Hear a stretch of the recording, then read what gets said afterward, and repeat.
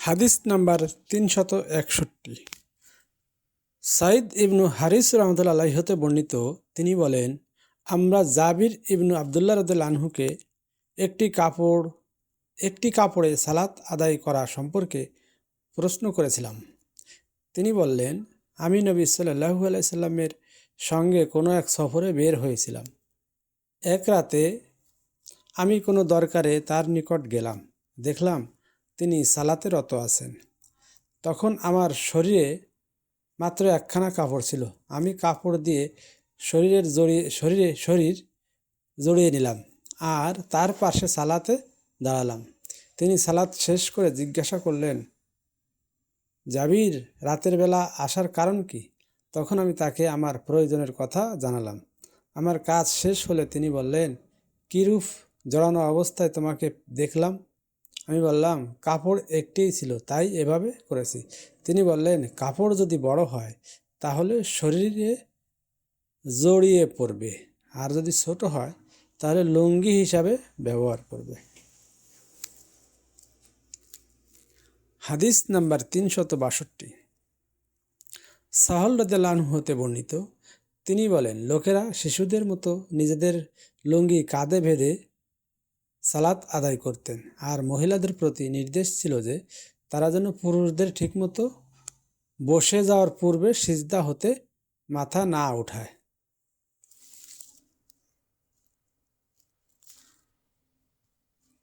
হাদিস নাম্বার ৩৬৩।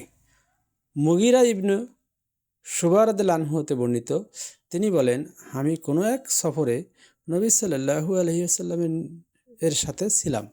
তিনি বললেন, হে মুগিরা, বদনাটি নাও।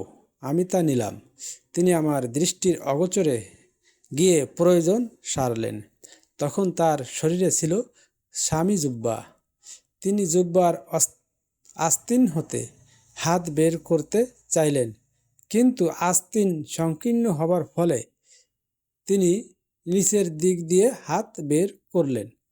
আমি পানি ঢেলে দিলাম এবং তিনি সালাতের অজুর ন্যায় অজু করলেন আর তার উভয় মোজার উপর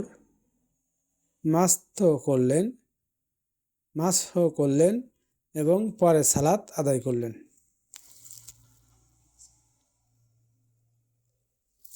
হাদিস নাম্বার ৩৬৪। জাবির ইবনু আবদুল্লাহ রাদিয়াল্লাহু আনহু হতে বর্ণিত, তিনি বলেন, আল্লাহ রসুল সাল্লাল্লাহু আলাইহি ওয়াসাল্লাম নবুয়তের পূর্বে কুরাইশদের সাথে কাবা মেরামতের জন্য পাথর তুলে দিচ্ছিলেন।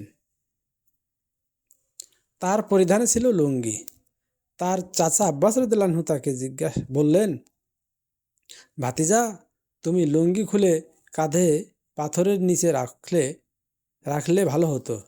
জাবির রাদিয়াল্লাহু আনহু বললেন, তিনি লুঙ্গি খুলে কাঁধে রাখলেন এবং তৎক্ষণাৎ বেহুশ হয়ে পড়লেন। এরপর তাকে আর কখনো নগ্ন অবস্থায় দেখা যায়নি। হাদিস নাম্বার ৩৬৫। আবু হুরায়রা রাদিয়াল্লাহু আনহু হতে বর্ণিত, তিনি বলেন, এক ব্যক্তি আল্লাহর রাসূল সাল্লাল্লাহু আলাইহি সাল্লামের নিকট দাঁড়িয়ে এক কাপড়ে সালাত আদায়ের হুকুম জিজ্ঞেস করল। তিনি বললেন, তোমাদের প্রত্যেকের নিকট কি দুখানা করে কাপড় আছে? অতঃপর এক ব্যক্তি উমর রাদিয়াল্লাহু আনহুকে জিজ্ঞেস করল। তিনি বললেন, আল্লাহ যখন তোমাদের সামর্থ্য দিয়েছেন তখন তোমরাও নিজেদের সামর্থ্য প্রকাশ করো। লোকেরা যেন পুরো পোশাক একত্রে পরিধান করে, অর্থাৎ মানুষ লুঙ্গি ও চাদর, লুঙ্গি ও জামা, লুঙ্গি ও কাবা, পাজামাও চাদর, পাজামাও জামা, পাজামাও কাবা, জাঙ্গিয়াও জামা পরে সালাত আদায় করে। আবু হুরায়রা রাদিয়াল্লাহু আনহু বলেন যে, আমার মনে হয় উমর রাদিয়াল্লাহু আনহু জাঙ্গিয়া ও চাদরের কথাও বলেছিলেন। হাদিস নাম্বার ৩৬৬। ইবনু উমর রাদিয়াল্লাহু আনহু হতে বর্ণিত, তিনি বলেন, এক ব্যক্তি আল্লাহর রাসূল সাল্লাল্লাহু আলাইহি সাল্লামকে জিজ্ঞেস করলেন, ইহরামকারী কি পরিধান করবে? তিনি বললেন, সে জামা পরবে না, পাজামা পরবে না, টুপি পরবে না, জাফরান বা ওয়ার্স রঞ্জিত কাপড় পরবে না, আর জুতা না পেলে মোজা পরবে, তবে তা কর্তন করে পায়ের গিরার নিচ পর্যন্ত নেবে। নাফি রহমতুল্লাহ ইবনু ওমর রাদিয়াল্লাহু আনহু সূত্রে নবী সাল্লাল্লাহু আলাইহি সাল্লাম হতে অনুরূপ বর্ণনা করেছেন। হাদিস নাম্বার 367। আবু সাইদ খুদরি রাদিয়াল্লাহু আনহু হতে বর্ণিত রিওয়ায়াত হয়েছে, তিনি বলেন, আল্লাহ রসুল সাল্লাল্লাহু আলাইহি সাল্লাম ইস্তিমালে শাম্মা 1 এবং 1 কাপড়ে ইয়াহতিবা 2 করতে নিষেধ করেছেন, যাতে তার লজ্জা স্থানে কাপড়ের কোনো অংশ না থাকে। হাদিস নাম্বার 368। আবু হুরায়রা রাদিয়াল্লাহু আনহু হতে বর্ণিত, তিনি বলেন, নবী সাল্লাল্লাহু আলাইহি সাল্লাম 2 ধরনের ক্রয় বিক্রয় নিষেধ করেছেন, তা হলো লিমাস 3 ও নিবাজ 4 এর ইস্তিমালে আম্মা এবং সাম্মা, এবং 1 কাপড়ে ইহতিবা করতে নিষেধ করেছেন।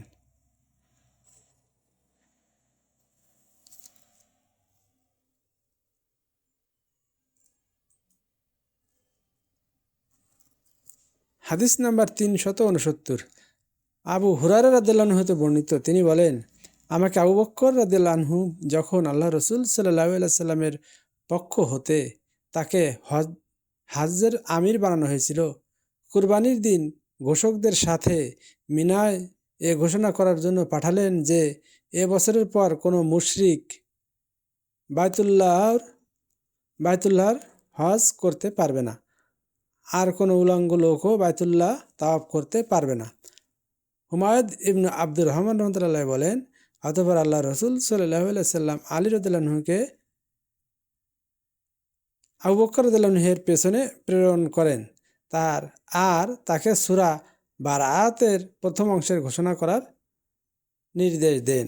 আবু হুরায়রা রাদিয়াল্লাহু আনহু বলেন, তখন আমাদের সঙ্গে আলী রাদিয়াল্লাহু আনহু কুরবানির দিন মিনায় ঘোষণা দেন যে এ বছরের পর হতে আর কোনো মুশরিক হজ করতে পারবে না এবং কোনো উলঙ্গ ব্যক্তিও আর তাওয়াফ করতে পারবে না।